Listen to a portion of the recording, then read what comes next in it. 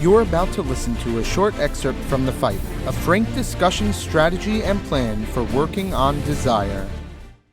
A fellow once called me up that he was working with a young man, and this young man had an irrepressible desire for a particular woman, a married woman.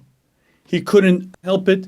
He constantly would see her wherever it may be, and he couldn't stop thinking about her. He couldn't get her out of his mind. He was a frum boy. He was in yeshivah, doing well up until this point, but these thoughts were consuming him. He constantly thought about her day in and day out.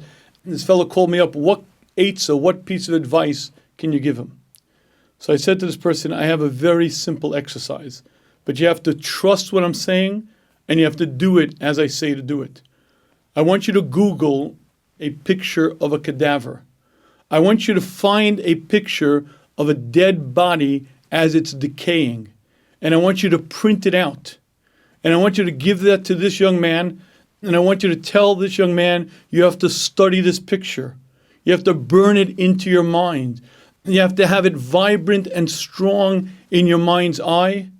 And from now on in, anytime a thought of this beautiful woman comes to your mind, I want you to pull up this picture of the dead body decaying and say to yourself, that is her in but a few years. The young man tried it, and it worked phenomenally well. Why? Because that's exactly the yesod. You see, I can't not think about that woman, but I can think about someone else. I can divert my attention to something else. And sometimes it requires strong medicine. It's not so easy to stare at a picture of a cadaver. But if you've ever been at an autopsy, maybe if you on the Chevra Kadisha and you were involved in a tahara, or if not, just seeing a picture of a dead body can be a very powerful exercise. You have to stare at it, you have to get it into your mind's eye, and then you use it as but one technique in many to divert your mind's attention to get control of your essence.